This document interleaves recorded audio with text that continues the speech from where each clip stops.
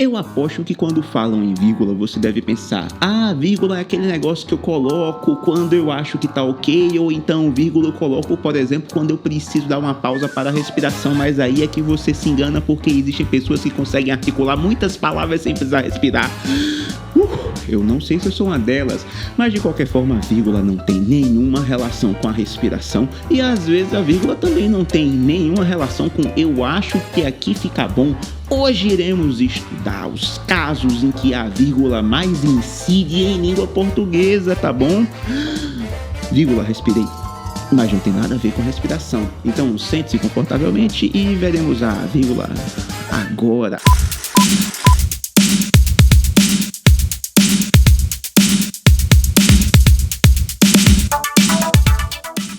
Primeira coisa, a gente coloca a vírgula, pessoal, em orações justapostas, ou seja, aquelas orações que estão uma ao lado da outra.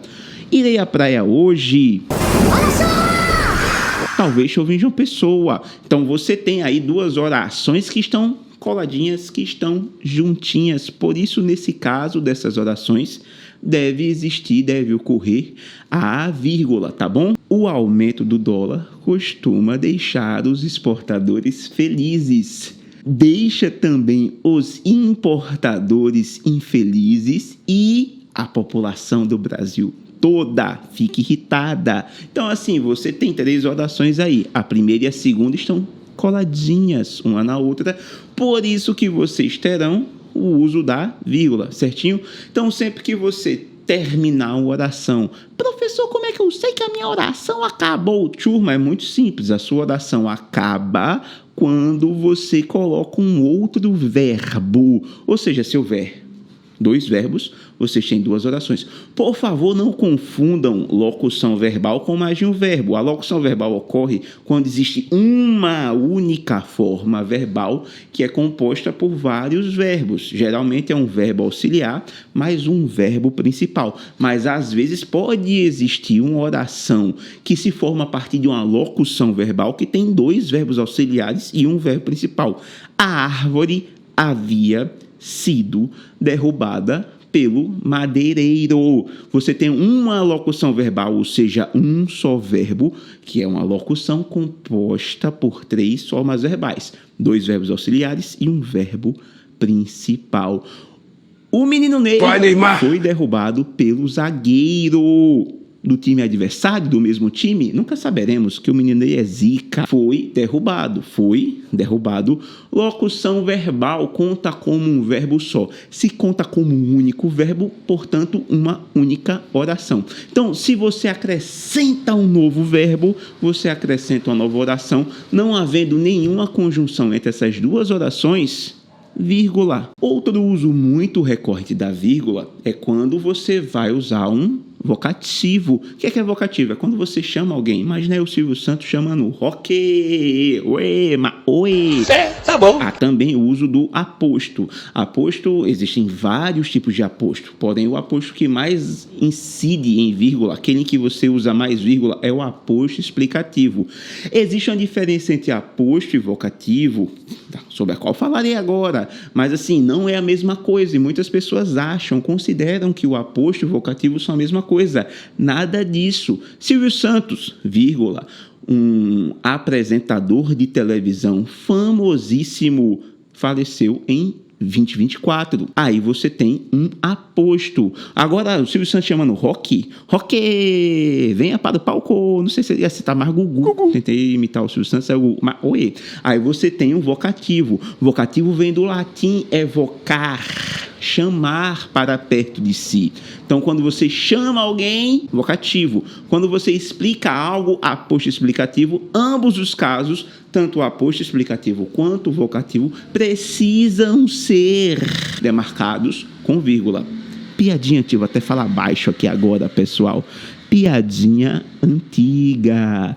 Tem uma piada que é o do mãe, só tem uma. Moleque chegou na sala de aula, o professor disse, fala uma frase com mãe, só tem uma. E o rapazinho falou, eu fui na geladeira olhar quantas Coca-Colas tinha e só tinha uma. Aí minha mãe pergunta, filho, quantas Coca-Colas tinha? Por que eu estou fazendo isso? Por que eu estou... Editor, ó. Bota vírgula nessa parte, editor. Bota vírgula. Pessoal, além de aposto explicativo, orações de caráter explicativo também precisam ser demarcadas com vírgula. Geralmente essas orações são orações subordinadas adjetivas explicativas, isso na gramática. Como é que eu reconheço isso? Augusto dos Anjos, que foi considerado o paraibano do século, é o meu poeta favorito. Veja bem, que é ou que foi considerado. Não, que foi não, que ele ainda é. Ele ainda é. O título é dele, ele não perdeu. Augusto dos Anjos, vírgula, que foi eleito paraibano do século. Esse que foi, verbo, eleito, aí vocês têm uma locuçãozinha. Paraibano do século é uma oração de caráter explicativo. Na gramática, a gente vai chamar isso de oração subordinada adjetiva explicativa. Para facilitar, gente, é uma oração de caráter explicativo sapeca vírgula.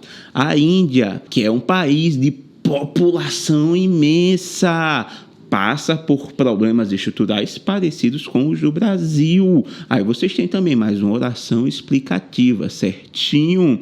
Geralmente as orações explicativas começam com o que ou com o qual, a qual, os quais, as quais, que são pronomes relativos. Então, sempre uma oração subordinada adjetiva explicativa começará com um pronome relativo. Uma coisa que pode pegar você é que às vezes a oração subordinada adjetiva não tem caráter explicativo, tem caráter restritivo. Como é que eu diferencio, professor?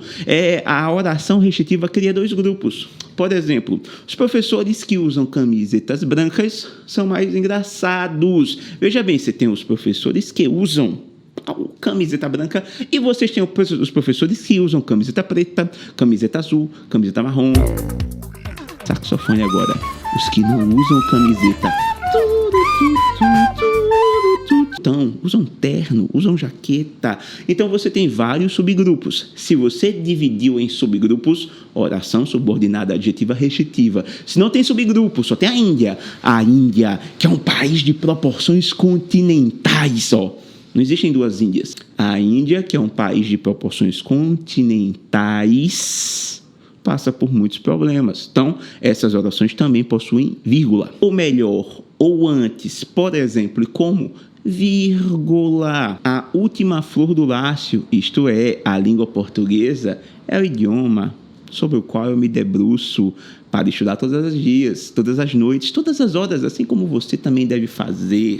Conferir reforço positivo para este vídeo, a saber, dar like, faz com que a gente trabalhe de maneira mais feliz.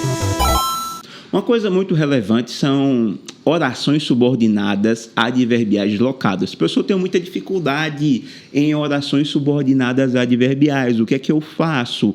Jovem, por favor, lembre-se que o advérbio é uma circunstância que pode ser tempo, modo, lugar. Então, assim, o advérbio ele tem uma facilidade em transitar por qualquer parte da oração. Se essa parte da oração pode ficar no começo, no meio, no final, certamente é um advérbio. Por exemplo, amanhã eu irei embora. Eu, amanhã, irei embora. Eu irei embora amanhã. Perceba que o advérbio ficou em qualquer lugar da frase e não alterou em nada o sentido. Essa é a natureza do advérbio. A circunstância pode estar no começo, no meio ou ao cabo da oração. O que ocorre é que uma oração adverbial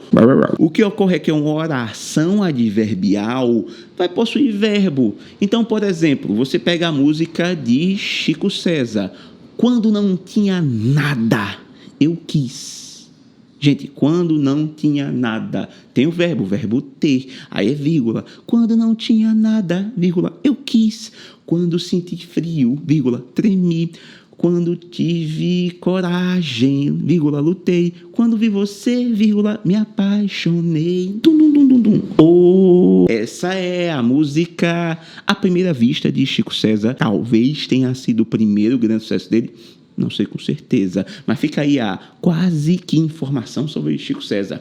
Beijo, Chico César. Tenho certeza que você vai ver este vídeo. Nós também usamos a vírgula para separar certas conjunções, tá bom? Porém, contudo, pois, entretanto, portanto. Então fica ligadinho nesses casos de vírgula. Outra coisa é o predicativo do sujeito. Quando ele é muito grande e deslocado, ele também vai aparecer como advérbio. Por exemplo, o governo descontente com a inflação. É o governo, vírgula, descontente com a inflação, vírgula, planeja alterar a taxa Selic. Então aí vocês têm um predicativo do sujeito que está aí deslocado, está ao lado do próprio sujeito. Marcas com vírgula. Ah, professor, mas e a respiração? O governo, preocupado com a inflação, resolveu alterar a taxa Selic.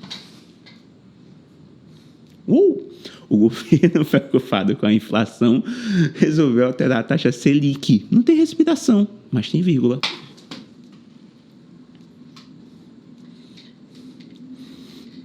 Outra coisa que é muito importante quando a gente vai falar sobre vírgula.